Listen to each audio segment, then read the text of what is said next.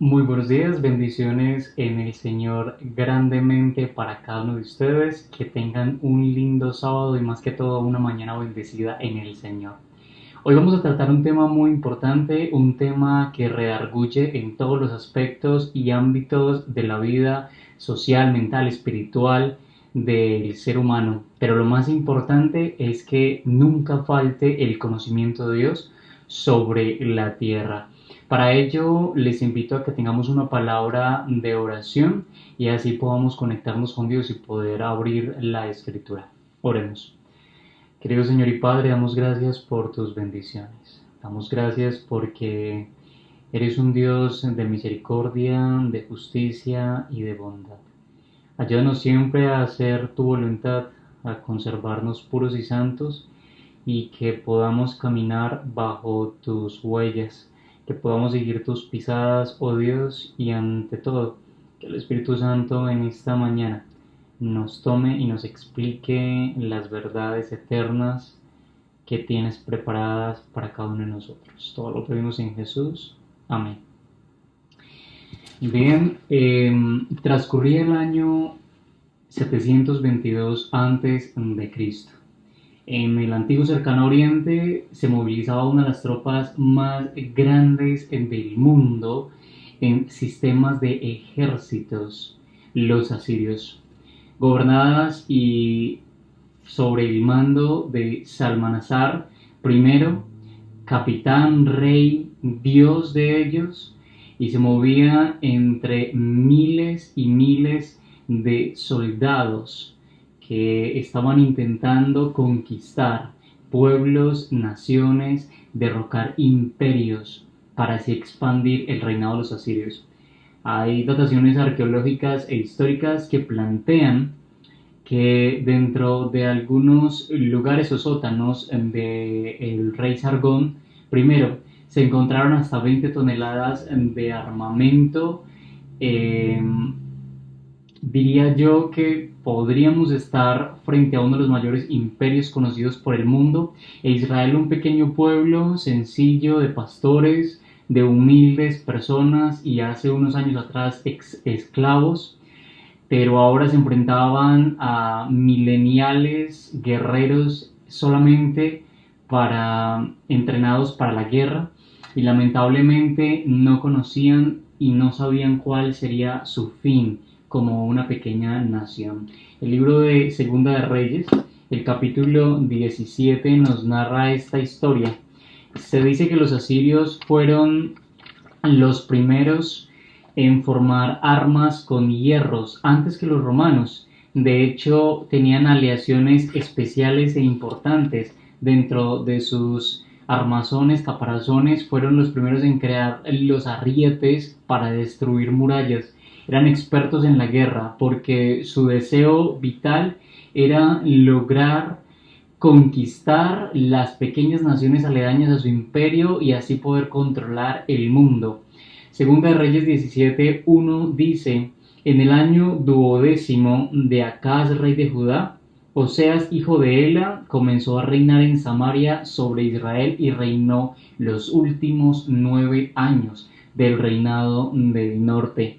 Sabemos que por 112 años estuvo el pueblo unido, tanto Israel del norte como del sur, en un solo imperio bajo el reinado de Saúl, que empezó en el año 1043 a.C.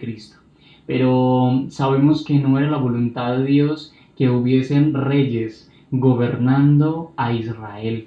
No era el plan de Dios, pero lamentablemente a veces vamos en contra de la voluntad del Señor y es donde empezamos a observar las consecuencias. 112 años de paz y tranquilidad hasta que en el año 931 a.C. se dio la división del reinado. Después de la muerte de Salomón, su hijo Roboán debía empezar a reinar sobre el imperio, pero Jeroboam, que también era un punto importante desde la fuerza militar, deseaba tomar su poder para poder controlar a Israel. Así que Israel se dividió en el año 931, 10 tribus hacia el norte y 2 tribus en el sur. Por eso quedó dividido y empezó el periodo del reinado de los reyes. Según de Reyes 17:7 dice que las cosas que sucedieron a los hijos de Israel fue porque pecaron contra Jehová, porque este Dios los sacó de la tierra de Egipto, la tierra de esclavitud, pero hicieron cosas que deterioraron el nombre de Dios. El capítulo 17, el versículo 17, nos cuenta lo siguiente: hicieron pasar a sus hijos y a sus hijas por el fuego, se dieron a adivinaciones y agüeros, se entregaron a hacer lo mal ante los ojos de Dios. 209 años duró el imperio del norte, desde su primer rey de división, Jeroboam I, hasta Oseas.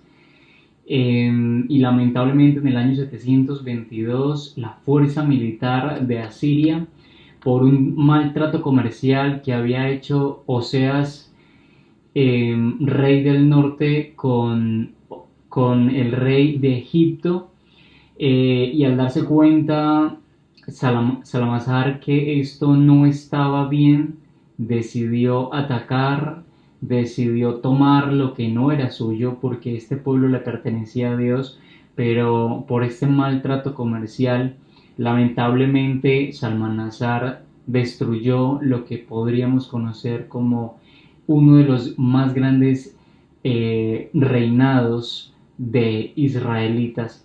Y lamentablemente, después de esta destrucción, existía algo que se conocía como las repatriaciones cruzadas, y era tomar a esa pequeña nación y llevarla hasta Asiria.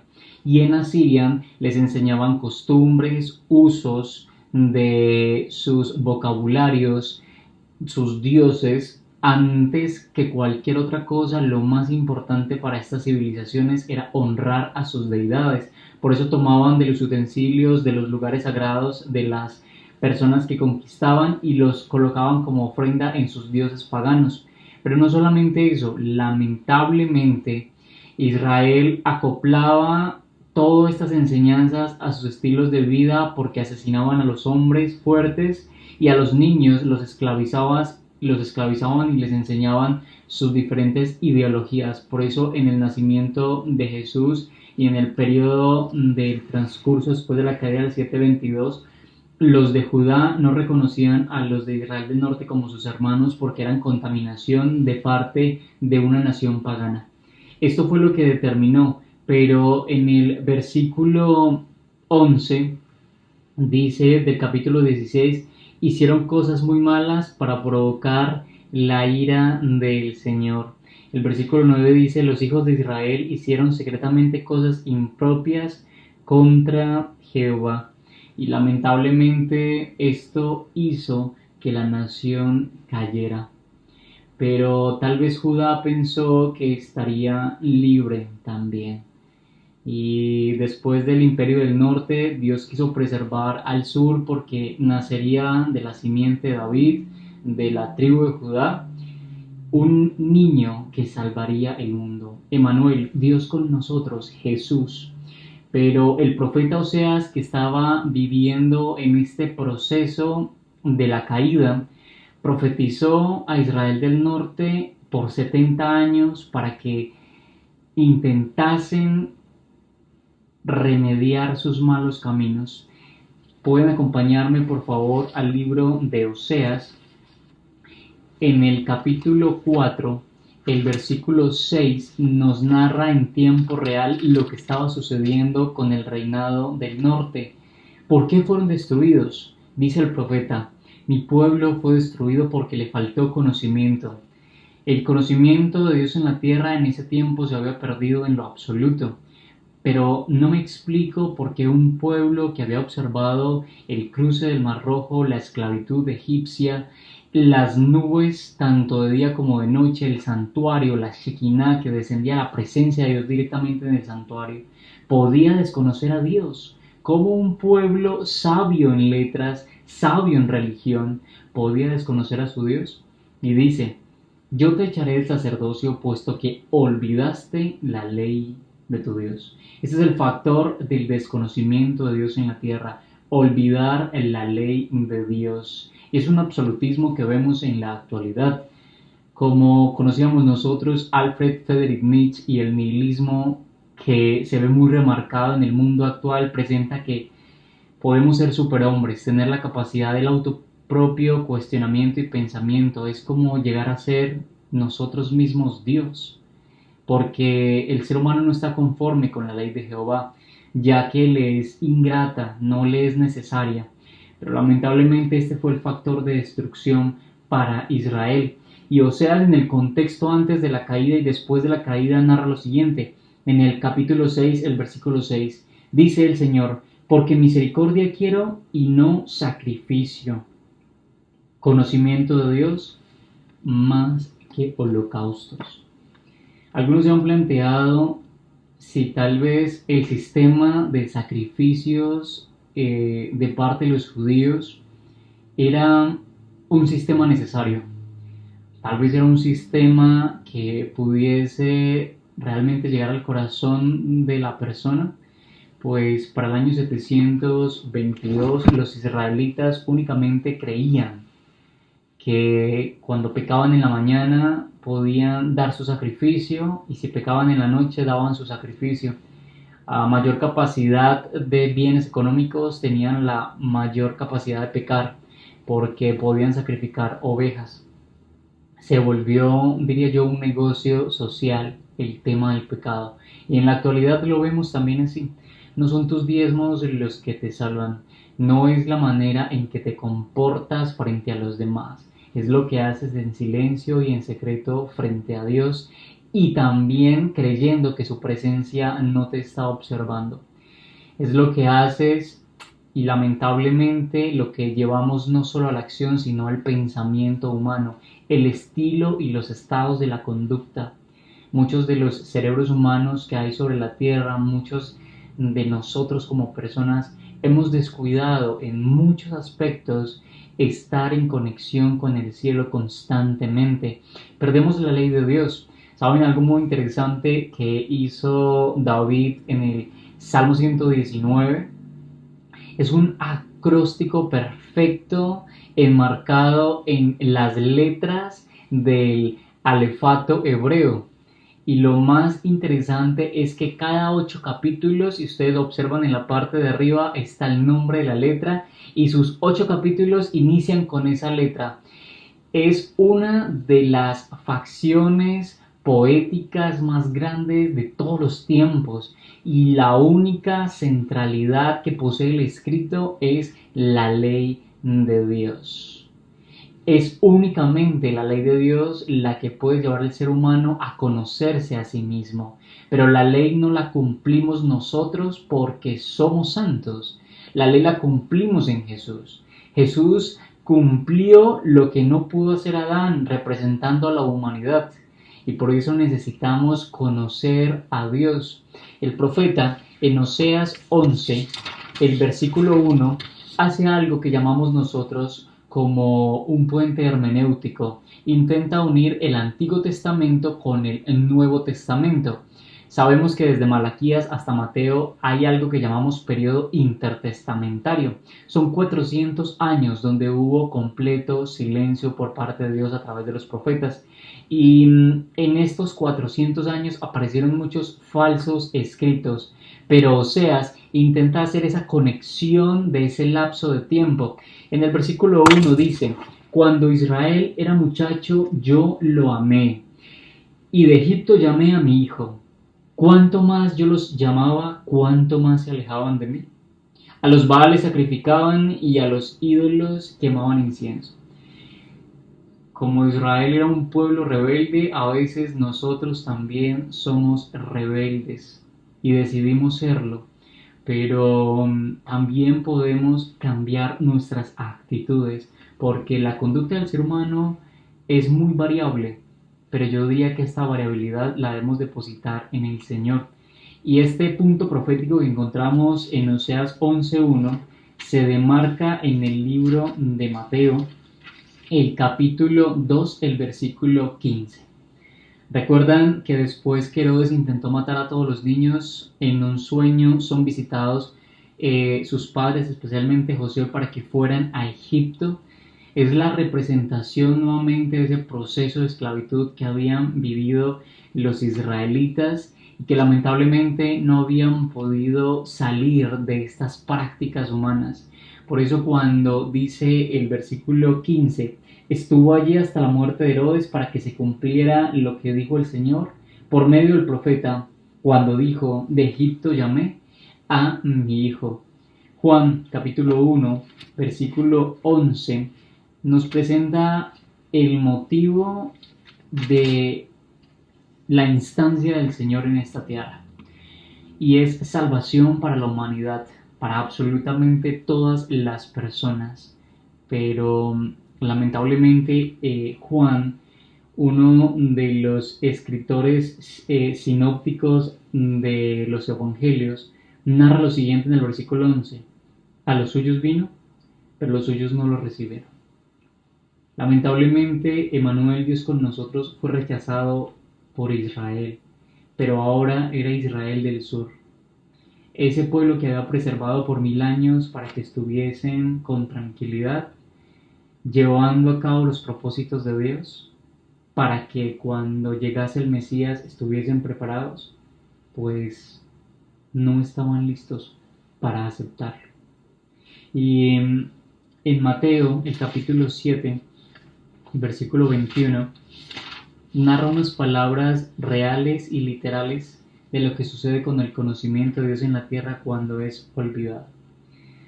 Mateo 7:21 nos dice lo siguiente: no todo el que me dice Señor, Señor entrará en el reino de los cielos, sino el que hace la voluntad de mi Padre que está en los cielos. Es únicamente el que hace la voluntad del Padre que está en los cielos. No existe otra forma de poder adorar al Señor. Es haciendo la voluntad de Dios. Es lo que está escrito en este maravilloso libro que fue escrito con sangre también de mártires que lo protegieron para que tú y yo lo pudiéramos leer hoy. Pero dice lo siguiente, dice, muchos me dirán en aquel día, Señor, Señor, ¿no profetizamos en tu nombre y en tu nombre echamos fuera demonios? Y en tu nombre hicimos muchos milagros. Es decir, que muchas personas que se paran en una plataforma y sacan demonios e invocan el nombre de Dios, intentarán entrar por sus propios medios al reino de los cielos, pero solamente es haciendo la voluntad de Dios. Juan 17:3 dice, y esta es la vida eterna, que te conozcan a ti, el único Dios verdadero, y a Jesucristo a quien has enviado. Es únicamente conociendo a Jesús. Y el versículo 23 dice, entonces les declaré, nunca os conocí, apartados de mí, hacedores de maldad. Nunca os conocí. Si Dios conoce al ser humano, puede abrir la puerta para que ingrese a las mansiones eternas. Pero ¿cómo puedes dejar entrar a un desconocido a tu casa? No lo haces. Y asimismo es el pensamiento del Señor. Si creemos conocer mejor a otro ser humano que a Jesús, debemos de cuestionarnos lo que está sucediendo en nuestras vidas. Porque el Señor al final del tiempo dirá, no, es que no lo conozco. Y para mí, como mis abuelos y mis padres, el tiempo está muy cerca, la venida del Señor está muy cerca a la tierra. Y necesitamos tener ese pensamiento muy claro dentro de nuestras vidas, pero no solamente en nuestra vida, en nuestro corazón, poderlo llevar a la acción. Es una realidad que pronto pasará y eso nos da paz y tranquilidad.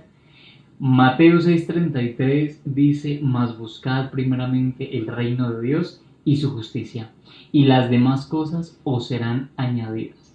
Es únicamente buscando la voluntad de Dios que podremos como seres humanos encontrar la perfección. Es únicamente concentrándonos en las cosas celestiales. No podemos concentrarnos en las cosas terrenales. Porque si solamente fijamos nuestros ojos en la tierra nos quedaremos, pero no en la nueva Jerusalén. Así que debemos de tener mucho cuidado con lo que hacemos con el Señor, cómo actuamos.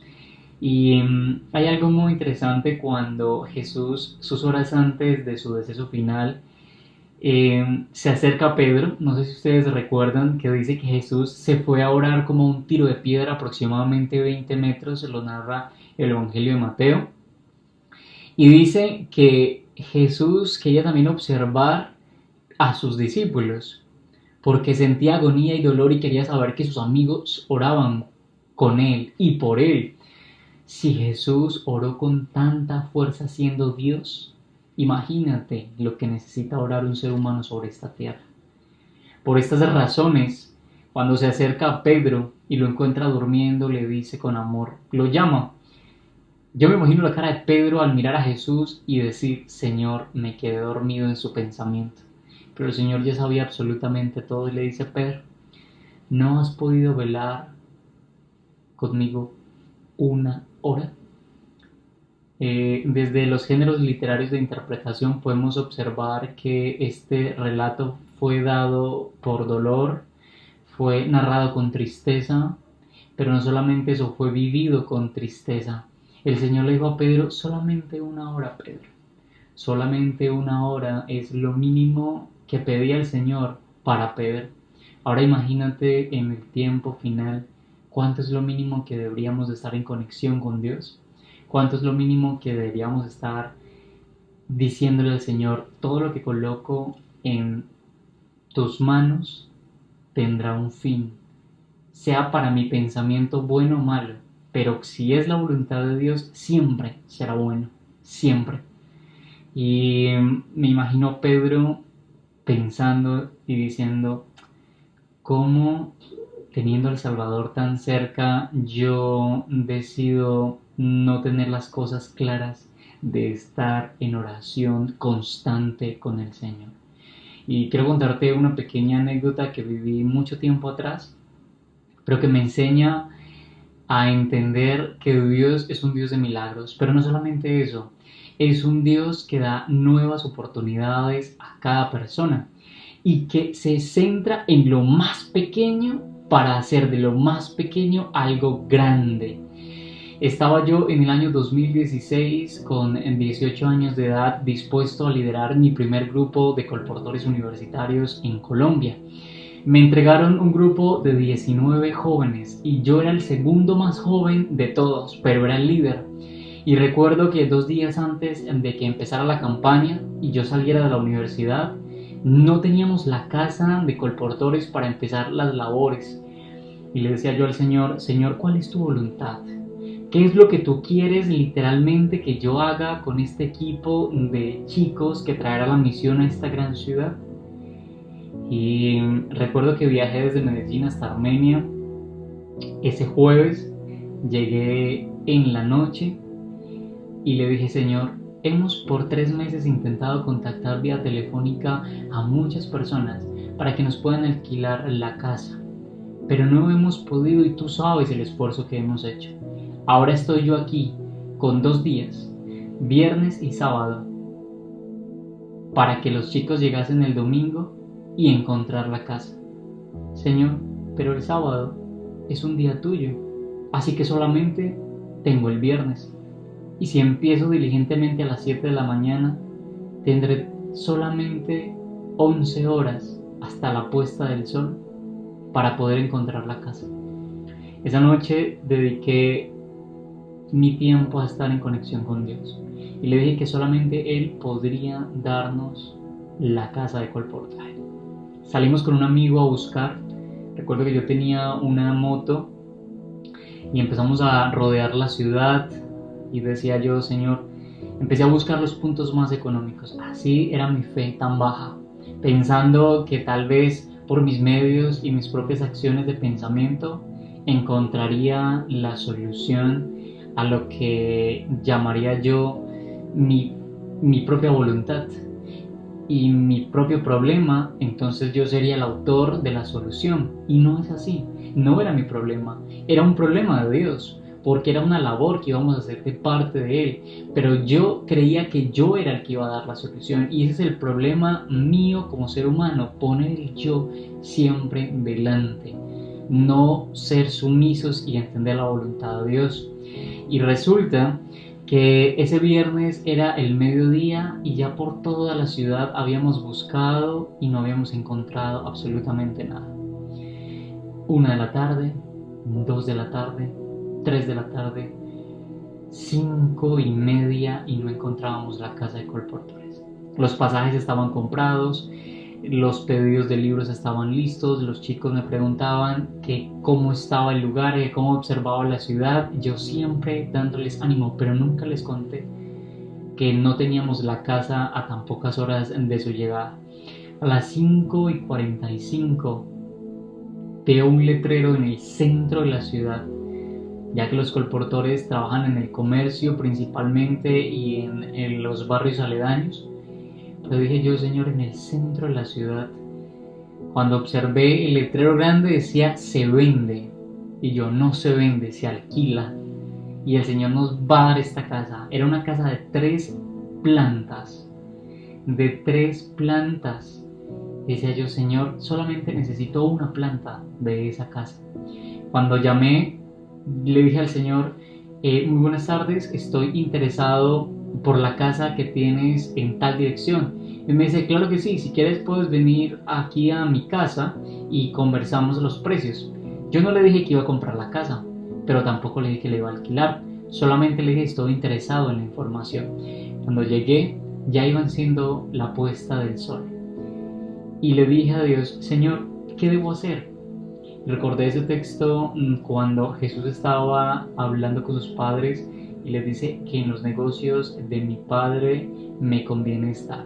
Pensaba yo, Señor, ¿será que lo que vamos a emprender ahora como colportores realmente necesita que esta persona conozca en sábado la verdad? Así que cuando me acerco le digo a él todo el proyecto, le comento todo el proyecto, le digo que queremos hacer un bien a la sociedad. Este hombre, sin conocerme, ese día me entregó las llaves de la propiedad, sin haberle dado un peso, un solo peso colombiano, y tenía en mis manos las llaves de un inmueble que había sido remodelada completamente para la venta. El Señor nos tuvo por 6 semanas en el mejor lugar que un colportor puede estar, y es el lugar designado por Dios. Lo más interesante era que el precio del alquiler era 3-1, es decir, valía 3 millones de pesos colombianos, pero esto es mucho dinero, casi 1.000 euros, y en Colombia un salario mínimo está en 190 euros.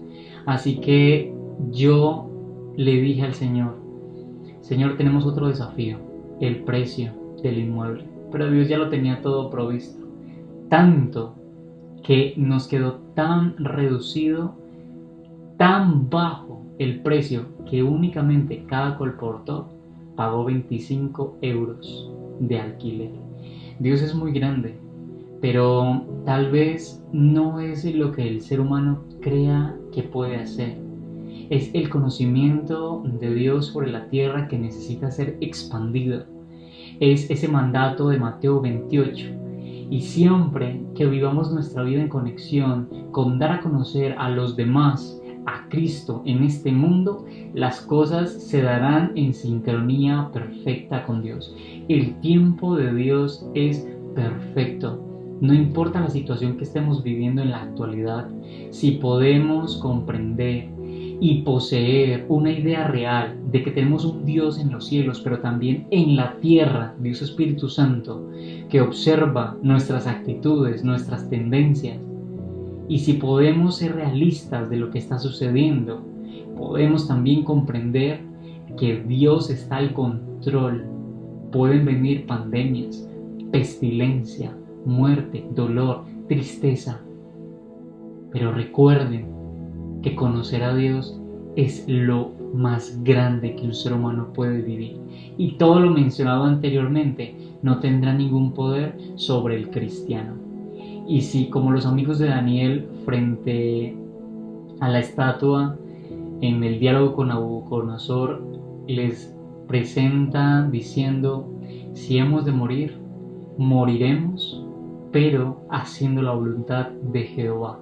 Así que no importa las adversidades, no importa lo que se presente, no importa como los mártires frente a la hoguera, sus voces no se callaban, cantaban.